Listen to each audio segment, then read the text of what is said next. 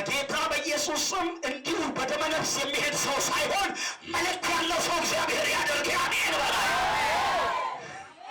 አቁመጠንጣት ሴትያ ልጅቱ ሽንኩርቱን እየከተመች እሳቱን እያነደ ስቶቱን እየለኮሰች ቤቱን እየወለወለች ወይኔ ትላለች። መልእክትን አደርሳለሁ። ይሄ ሰውዬ ከነ ችግሩ እንዲህ ዝም ብሎ ከነ አለቅነቱ ከሚኖር እኛ ጋር ብትሄድ ያለ ምንም አይነት መድኃኒት ሳይወጣ ይሄ ሰው ይድናል ትላለች። በደንብ አንድ ሰው ጮኸ አሜን ይበለኛ። እኔ የሚመስለኝም ታውቃላችሁ የዚህ አለቃ ሚስት ስታገለግል የሆነ ፍርሃት ይኖራል ከውስጧ። ምርኮኛ ተማርካ ነው ሄደችው። ነገር ግን ለማውራት አትልና እጥናቅ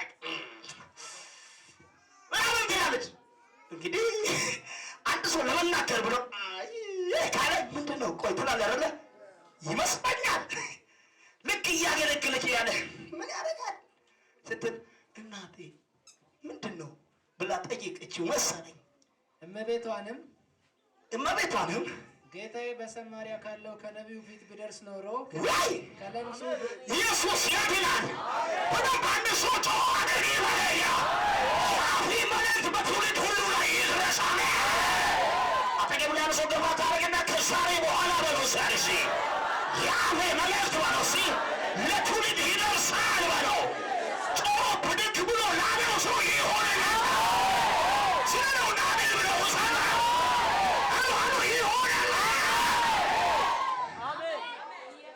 ወይ ሹታታንያማ ብሬላ ካሞሴን ታካትያማ ሴትዮዋን ተማርካ መሄዷ አልያዘም።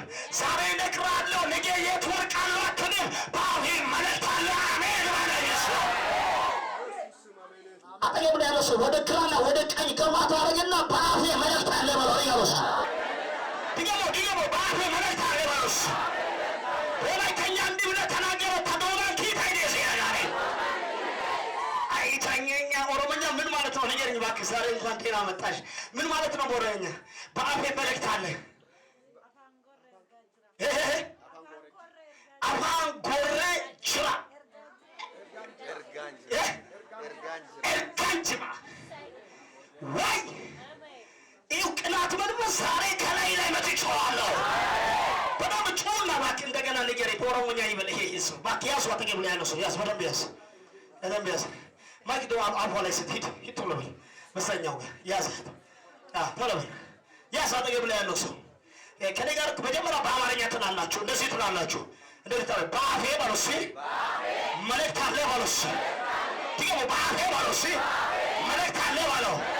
ታዶናን ያያኔ ኪታ ይደስ ያያ ታዶናን ያያኔ ኪታ ይደስ ኦሮሞኛ አፋን ኮሬ እርጋጅራ ድገም እንደገና አፋን ኮሬ እርጋጅራ ድገም አንዴ አፋን ኮሬ ድገም እንደገና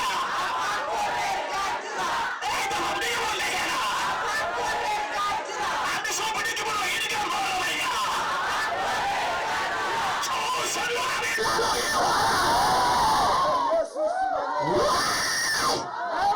አፋንጎሬ እርጋጅራ በቃ መጣልኛ ካዶስ ያለማ ይዣለሁ ዛሬ ራትም ያለ ምንድን ነው ያለችው? አሁን ምንድን ነው ያለችው? አሁን ብድግ ብሎና ሰለ በለው እንደገና ጩናኔ ዋጋዩ አስገዶች ወይኔ አንድ ሰው ሁኔታ ይስም አንተ መልእክተኛ ነህ። ድገሞ እኔ መልእክተኛ ነኝ በለው እስኪ አለ። በደንብ ያዘው። አጠገብ ላይ ያዘው። ገባ ታደርግና እኔ በለው እስኪ አለ መልእክተኛ ነኝ በለው። ያሁኑ ኦሮሞኛውን በለው እስኪ ያሁኑን ድገሞ እንደገና አንተ የተናደደ ይናደድ። ድገሞ እንደገና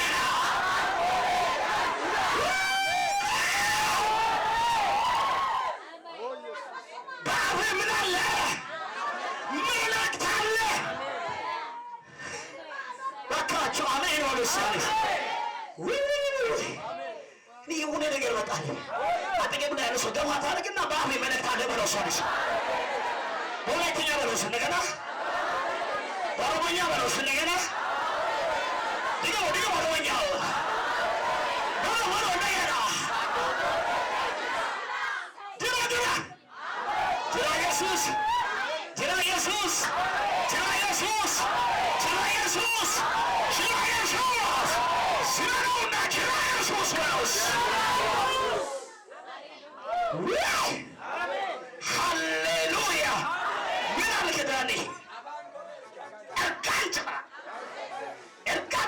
መሰለኝ ካኖስ ታዲያ ታዲያ እስቲ አሜን በሉ። ወርቅቱ አታስተምርም እንጂ እኔ ወለጋ እጄ በኦሮሞኛ ነው የሚነፋው። በደንብ ጩና እስቲ አሜን በላይ። አጠገቡ ያለው ሰው በግራና በቀኝ መታ መታ ታረግና ፓራሱ አይደለሁም አለው። ዲደሞስ እንደገና ከዛሬ በኋላ በለው እስቲ ባለ ያለውን መልእክት በለው የትኛውም ሁኔታ በለው እስቲ አይከለክልም በለው እስቲ እናገራለሁ በለው ብድግ ብሎ አሜን አለው ይሆናል ሲሆን አሜን አማሸካታሚያ ባያ ሩባዳቦ ሴዳ ታናንታራሽያ ዊናባ ሴኒ ማንታታያ ቦያ ሃሌሉያ አለ ጌታ ጅራ ኢየሱስ አሜን። አይታችኋል። እመቤቴን ምን አለች ይላል? እመቤቷንም ጌታዬ በሰማርያ ካለው ከነቢዩ ፊት ብደርስ ኖሮ ከለምጹ በፈወሰው ነበር አለቻት። ከማን ፊት? ከነቢዩ ምን ቢሆን ብደርስ? ምንም እንኳን አለችም። ቢደርስ ብቻ ነው ያለችው። ምን ይሆን ነበር? ከለምጹ በፈወሰው ነበር። ብደርስ አንተን መድረስ ያቅታል? እንደምንም ብዬ እደርስበታለሁ። እየተናገረኝ ሄጄ እወርሳለሁ። ትወደኛለህ ይህን አውቃለሁ። ትወደኛለህ ይህን ወይኔ ጌታ ሆነ አስቀመጥከ ለኔ አስቀመጥከ። ባካችሁ አንድ ሰው ለቀቅ አድርግ አሜን በላይ። እኔ አሁን አሜን ላለው ለ10 ሰው ትንቢት አለኝ። እኔ አዋጅ አለኝ። እኔ አዋጅ አለኝ። ታራሱ አይደለም የአፍሪካን ይጸና ያጠገብ ላሉ ጀርባውን መታታልና ከዛሬ በኋላ በሮሳኔ መንገድ ቆሚ በሎሲ ከዛሬ በኋላ በሎሲ ትነግራለህ በሎሲ አንድ ሰው አሜን ይበል ይሁንልህ አሜን ጅብስ በለኔ ታወመኩሽ የሰሎሳ መደቆሳይ ከዛሬ በኋላ እግዚአብሔር ከአፍ የሚወጣውን መልእክት በሰፈሪ በመንደር ያጸና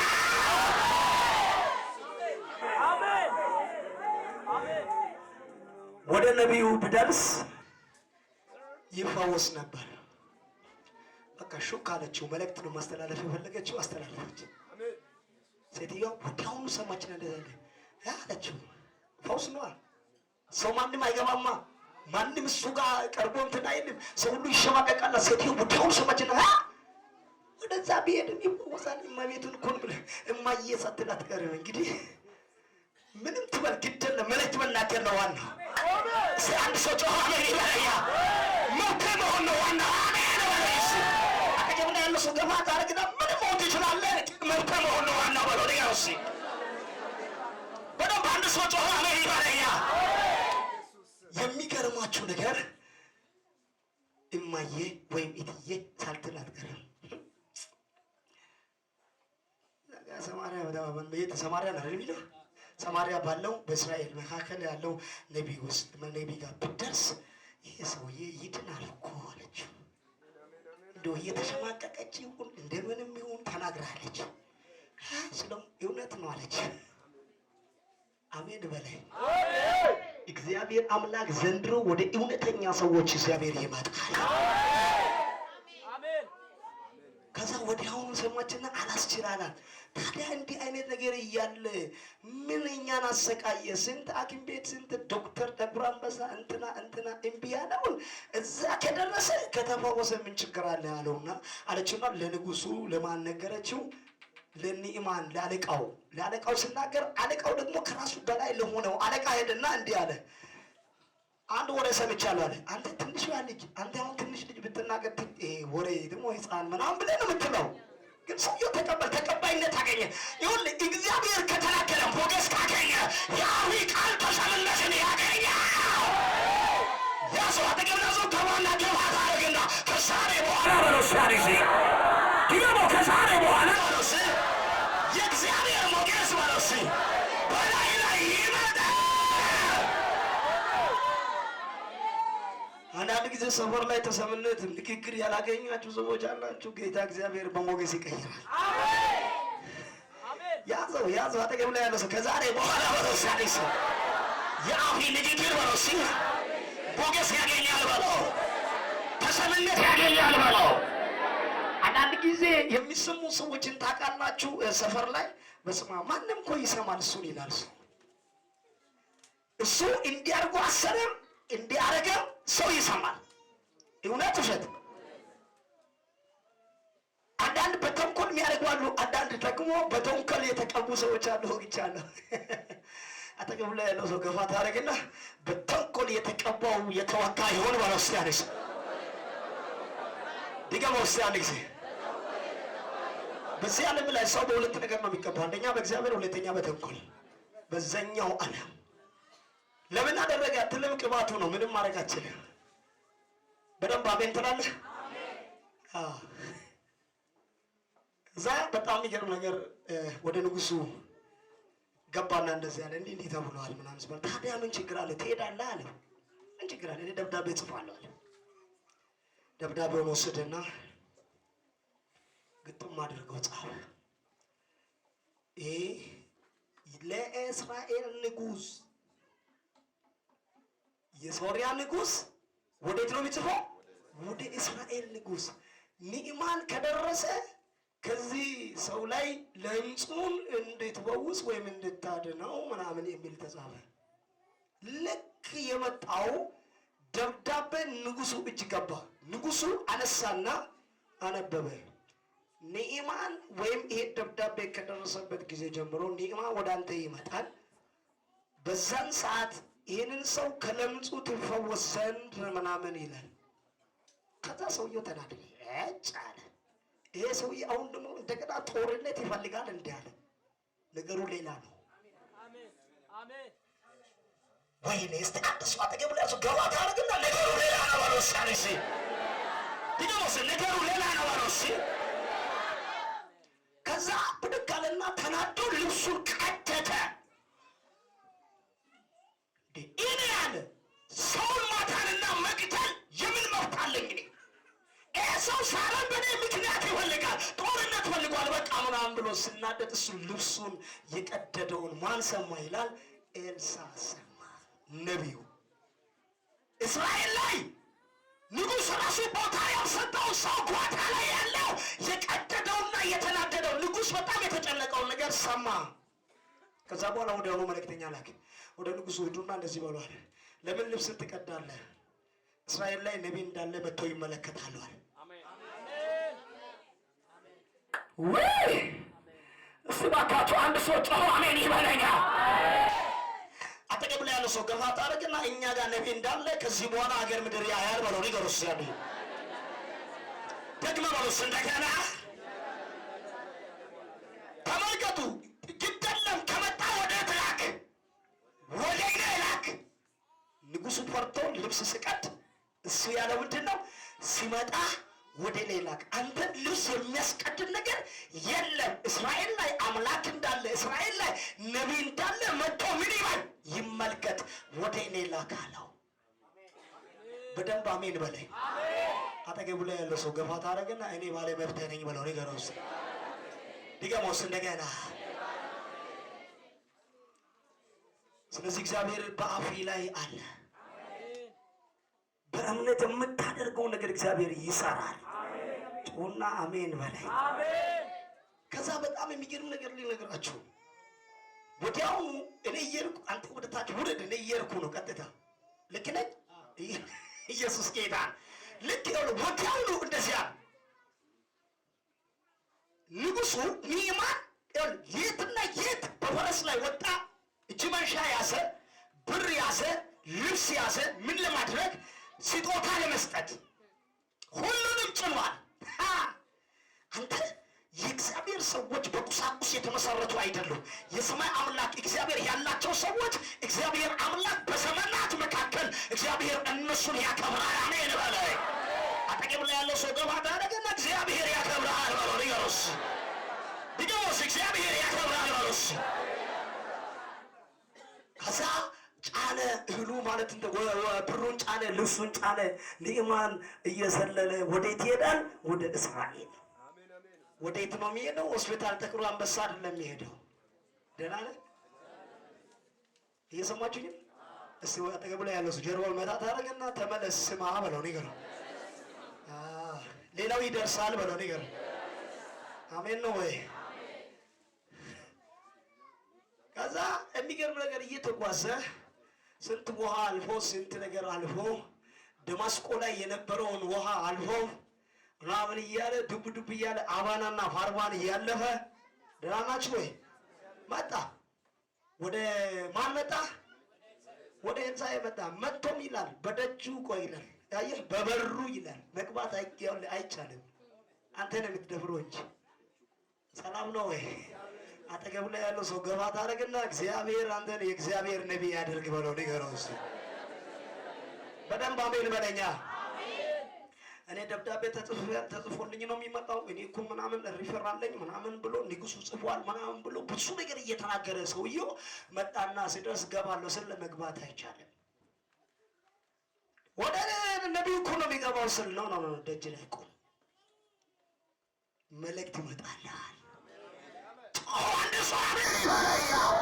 ዛሬ በኢየሱስ ስም ታምራት በሕይወቴ ላይ ወደክበልና አሜን በለኝ። ወይኔ ጌታ ሃሌሉያ። በደጅ ላይ ቆማለ። የሚያገለግሉ ሰዎች እዛ ደጅ ላይ ጌታ ይባረክ አቆሙና ኤልሳዕ ንዕማን መጥቷል ስል መልእክት ላከ። እዛ ሆኖ ሳይወጣ ዮርዳኖስ ሄዳለ። ዮርዳኖስ በመሰረቱ ድፍርስ ነው። ደህና ናችሁ ወይ? ንጹህ ውሃ አይደለም። ልብስ ማለት ገላ እንኳን ጫማይን አታጥብም። ዮርዳኖስ ላይ ድፍርስ ነው። መጥፎ ውሃ ነው። ከዛ ወዲያው ኤልሳዕ መልእክት ላከው። ዮርዳኖስ ሂድና 7 ብቅ ጥልቅ ብለህ ወጥተህ ትድናለህ አለው። ጩና አሜን በለኛ። ለዚህ ነው እግዚአብሔር ያለውን አድርግ ያልኩት። ጩና አሜን በለኛ።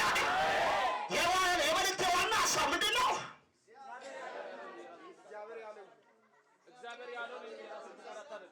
አታድርግ። ያዝ አጠገብ ላይ ያለው ሰው ረሳችሁ። እግዚአብሔር ያለውን እንጂ በለው እስኪ።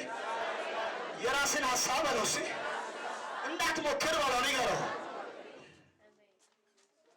እዚህ ነው ይሄንን ዋና የመልእክትን ሀሳብ ነው እየነገርኩ ያለው። ወዲያው ነው ልክ መልእክተኛው መጣና እንዲህ ብሏል ነቢይ እንዲህ ነው የተናገረው። ምን አለ? አንተ ከመልእክተኛው መልእክተኛ። ኤልሳዕ ከእግዚአብሔር ሰማ። ደግሞ ኤልሳዕ ለሌላኛው ለሚሄዱ ሰው ለመልእክተኛ ስንተኛ? አሁን እኛ ዘመን ቢሆን አትናደዱ። እግዚአብሔር ከላከ እኔ ቤት መጥቶ ምናምን አይደል? እንደበቀ በስንተኛ ቤት ነው የሚልከው ትላለህ አንተ። ታቆርፋለህ። አውቃለሁ አንተ ደህና ነህ ወይ? ምንም ማድረግ አንችልም ካለ ውጪ አጠገቡ ላይ እርሶ እንዲህ መጣ ታደርግና ምንም ማድረግ አንችልም ከተናገረ ውጪ በለው ንገረው እስኪ። በደንብ ንገረው እስኪ። ምንም ማድረግ አንችልም በለው ሳለ ጮህ አንድ ሰው አሜን ይበለኛ። ከዛ በስንተኛ ሰው ማለት ነው? አንደኛ እግዚአብሔር ሰማ ኤልሳዕ። ሁለተኛ ደግሞ ኤልሳዕ ለማንኛውም ለማን ሰጠ? ሌላ ለመልእክተኛ ነገረ። መልእክተኛው ደግሞ ሄደው ለማን ይነግራል? ለማን ነገረ? ለንዕማን ነገረ። ስንት አይነት ሰው አልሆነ መልእክቱ የመጣው ሳይሸራረፍ መጣና እንደዚህ ያለ መልእክተኛው ንዕማን ያለው ነቢዩማ ዛሬ መልእክት ልኳል። ሂድ ወደ በዮርዳኖስም 7 ጊዜ ታጠብ፣ ስጋም ይፈወሳል፣ አንተም ንጹህ ትሆናለህ ብሎ ወደ እርሱ መልእክተኛ ላከ። መልእክተኛ ምን አደረገ ይላል? ላከ። ወዲያውኑ መልእክተኛ ሄደና እንዲህ ብሏል። ያ ነቢዩ የተናገረው ቃል ይሄ ነው፣ ይሄን ብታደርግ ይሻላል ምናምን ስለው ንዕማን ተናደደ። ንዕማን ግን ተቆጥቶ ሄደ። ተቆጣ። እንዲህ ማለት እንዲህ አለ፣ እነሆ ወደ እኔ የሚመጣ ቆሞም የአምላኩን የእግዚአብሔርን ስም የሚጠራ እኔ አጠገብ ቆሞ አምላኬ ወይ እግዚአብሔር ወይ እኔ መየን አየህ እንደሚጠራ መስሎኝ የለምጹንም ስፍራ በእጁ ዳስሶ የሚፈውስ መስሎኝ ነበር። አንዳንድ ጊዜ እኛ ዘመን ባለቆ በቃ ማለት እንደዚህ እግዚአብሔር አምላክ ብዙ ሰዎችን ፈውሻለሁ ብሎ ስናገር ነቢዩ በቃ መጥቶ እጅ ከጫነ የማይደስ የማይላቸው ዛሬ እንደዚህ ልበል። በዚህ አጋጣሚ በተለያየ አይነት ችግር የመጣችሁ በበሽታ የመጣችሁ የእግዚአብሔር እጅ አሁን ይዳስሳችሁ። አሜን ላለው በኢየሱስ ስም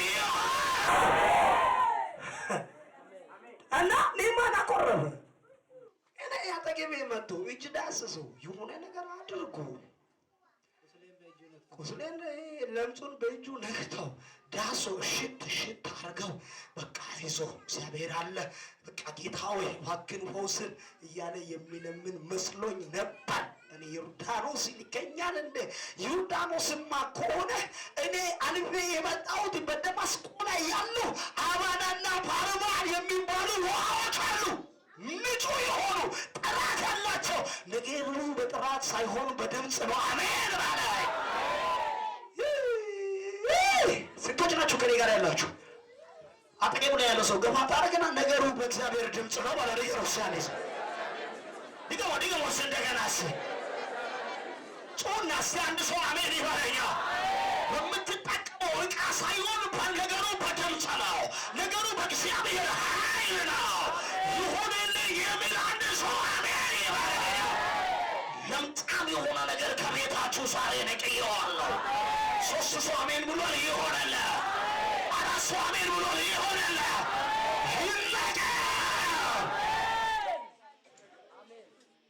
እና ሰውየው ተናደደ፣ ተበሳጨ።